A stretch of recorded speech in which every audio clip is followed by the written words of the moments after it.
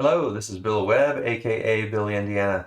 Today I'm starting the Alphabet Challenge. Thanks to Dwayne and Alicia from Blackboard Gaming for inviting me to this challenge.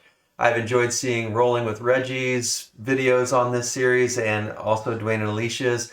Also enjoyed Jeff and Jamie's take on the Alphabet Challenge. So I'm going to do mine slightly different, but if you're curious to see my top games by each letter of the alphabet, stay tuned.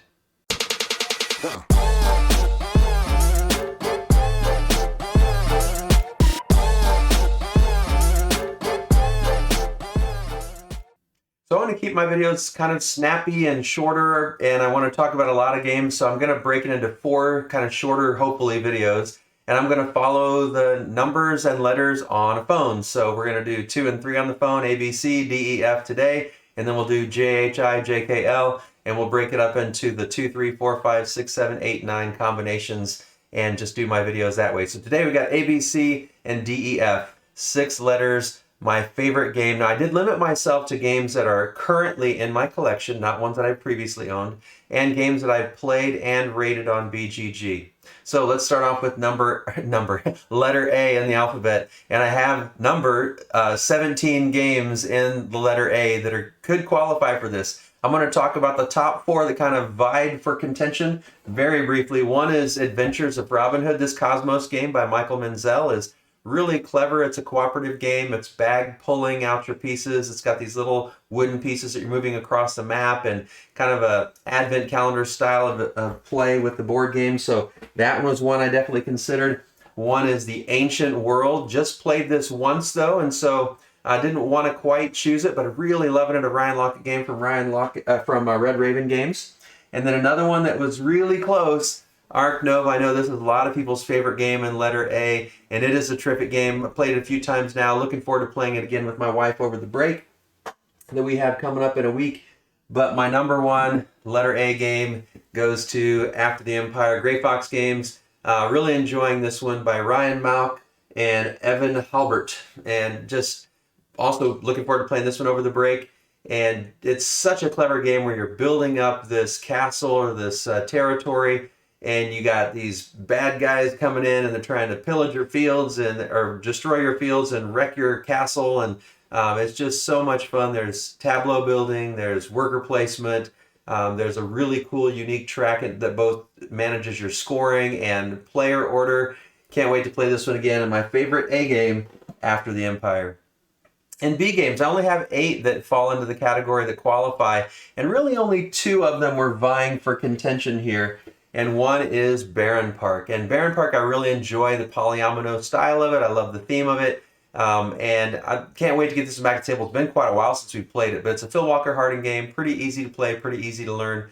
And just, yeah, it's really nice. Just building out your park, your zoo, and you can kind of build it aesthetically the way you want, or you can try to maximize your points. I think both ways give you a satisfying, enjoyable gameplay. It's pretty relaxing.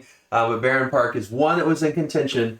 And the one that beat it out, it was a tough call because I've only played it once, but it's by the good doctor himself, and a game that I really enjoyed my single play of, and that's Babylonia. I can't wait to try this one again. I just love the way you're working around the map. I love the way you're scoring, not only on your turn, but sometimes on other people's turns. I love how you can try to block people off.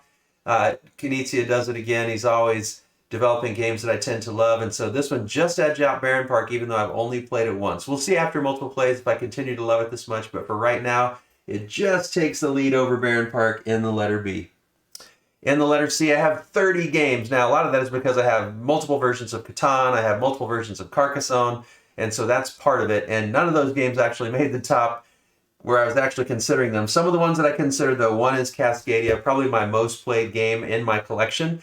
Love the tile token combo that you have to choose and how you're building out your map. Love the beauty of it. Love the simplicity of it. Played it a ton of times. Cascadia was right there in the running. One that I definitely considered. Another one that I considered, Cartographers. And Cartographers is a polyomino flip and write game. And I love the polyomino games. I love coloring out my map on this game. I love the puzzly nature of it. Played it a bunch on Happy Meeple and website in December, but love the hero aspect up to it with the newer version. Love the expansion maps that have come out. It was right up there. It's one of my favorites and definitely was in contention. The top 2, one I have and one I don't have. One that I don't have is Castles of Burgundy. one that I do have is Concordia, and I've got the Salsa and the Venus versions. Castles of Burgundy, I've played a bunch. I've played on Steam, I've played on VGA, I've played with my friend's physical copy, and I've backed the special edition one that's going to be delivering hopefully sometime this summer. So it comes down to Castles of Burgundy or Concordia, and it's a tough call, but I think because I don't own Castles of Burgundy and have played this more, I'm going to lean slightly towards Concordia. I could see, once I've had a chance to play Castles of Burgundy with some of the expansions and this new special edition, it might surpass Concordia, but for now, Concordia takes the cake for letter C. And letter D, I have 19 games that qualified.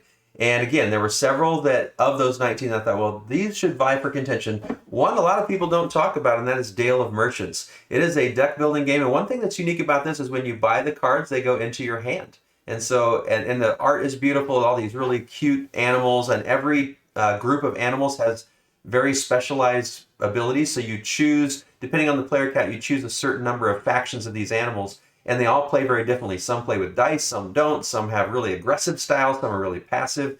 Really some unique things about Dale of Merchants. I have the whole collector's edition. Really need to get that one back to the table. It's been a minute.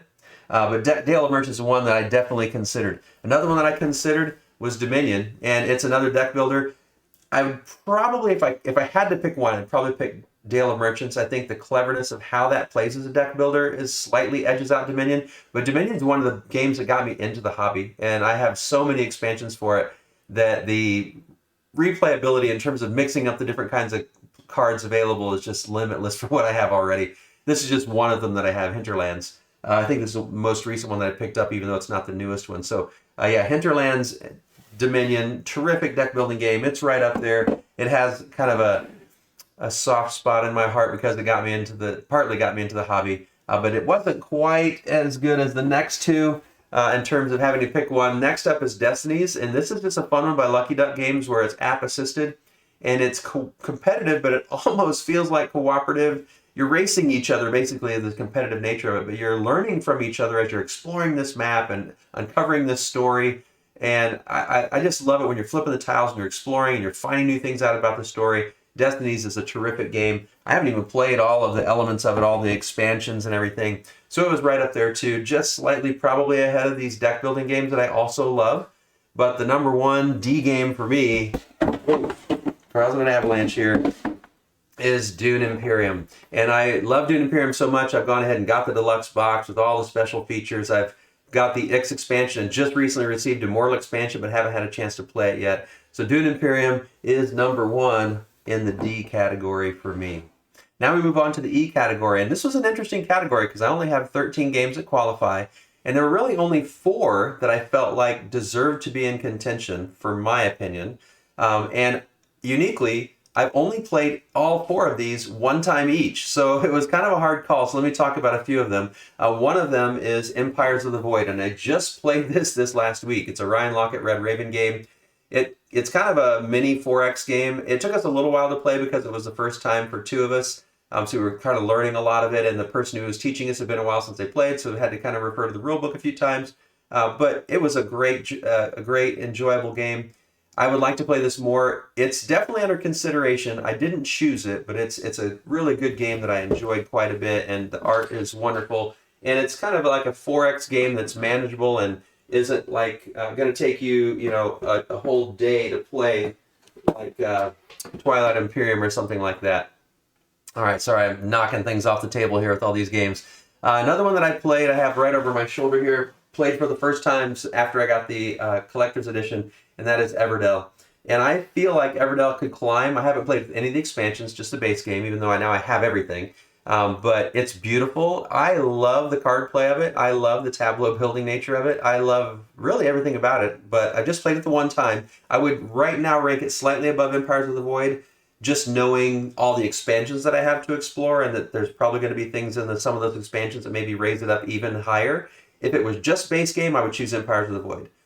I'm kind of estimating here because I haven't played any of the expansions, but I've only played each game once, so it's a little bit of a toss-up at this point. But I think Everdell probably will slightly edge it out in the long run. Next up is Embarcadero. And Embarcadero, where did I put that one? Here we go. Again, I've only played this one once too, but I love the historical nature of this. It doesn't tell history, but it's just like revealing a time in history when they were building out the Embarcadero in the San Francisco area. I live in California, so that's like catches a little soft spot for me as well. I love the fact that you're actually physically building these things up in a vertical stack, these little containers on the pier, and you're sinking some and building some up. So the thematic integration of this one was really cool. And so again, it's kind of right there with all three of these. It was really, I don't know that I could really rank them, but I think it's a really terrific game that I want to play more of. I want to get it back to the table again. But the one that kind of passes it up, even though I've only had one play, and that is El Grande. And I know I could put this in the G's because El Grande is like the big or whatever, I guess. I don't know. I haven't studied Spanish, but I don't have a lot of E games, so I'm putting it in the E's. And I also wanted to pick this one because of the games here, again, I've only played this one once, but this one really impressed me in the gameplay, the unique nature of it. And we didn't even play with the expansions. I do have the Decennial Edition. We didn't even play with the expansions yet, so this one is my top choice for the e-games. All right, and then last in my current video, A, B, C, D, E, F. And for this one, I had several games that I was interested in talking about, some that I've played a lot, some that I've played a little. Five Tribes is a game that I played a lot a long time ago. One of the first games I added to my collection when I really did a deep dive in. Love it, love the Moncala action. My wife and I have had so much fun. I think I actually prefer playing it 2 players. It's snappier, and you can, if you bid just right, you can get back-to-back turns, which feels so powerful and cool. So Five Tribes is Bruno Cathala masterpiece from Days of Wonder. Excellent game, and definitely one of my top games in the letter F category. Another one that I haven't played quite as much, but I love it just as much, and that's Four Gardens. This Arcane Wonders game is really unique in that you've got this tower in the middle that spins, and you get, but only certain levels of the tower spin, and so it changes the categories of resources you're getting. And then your tableau building down here with the using the resources, you're collecting the resources, using the resources to put the cards into your garden. Really clever gameplay, really beautiful game. And so it's right there with Five Tribes. It's kind of hard to separate those two, but I would maybe give this one just a slight edge. Well, it's starting to get pretty tall there. Just a slight edge over Five Tribes. But both are really good. I'm going to have to restack this here and put some of these down on the ground. Just running out of space. I wanted to show all these games because I love them so much. And then the next one that I have coming up, I played a lot of hours of this when we first got it. I have a review on my channel for it, Forgotten Waters. Such a fun game. It's a crossroads style game where it integrates app storytelling, and the storytelling is so terrific. It's a Plaid Hat Games edition. It's pirate based, it's cooperative, but you're kind of semi-co-op and you're trying to become the best pirate.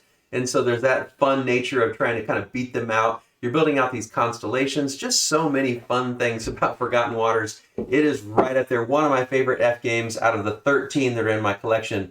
But the number one here, let's see if I can show it without crushing everything that's around me on the floor now. And that is Foundations of Rome. And I'm not going to pick it up because it's huge and massive and heavy. But Foundations of Rome, Emerson Matsuuchi, terrific game. I love how it's so overproduced, but it just draws people's attention in. My family, when they saw it, they just were so excited and wanted to try it. You pull the trays out, it makes the game setup and game cleanup so much smoother and so much easier. So the production is not just for making it look cool, it actually does simplify gameplay and make the setup and cleanup easier.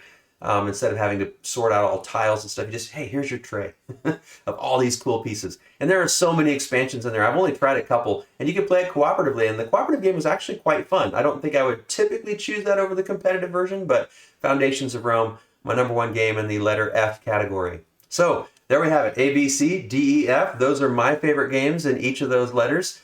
If you are interested in joining the Alphabet Challenge, I would challenge you. Go ahead and make your video, or if you don't want to make a video, down in the comments below, tell me what your favorite games in the A, B, C, D, E, F categories are.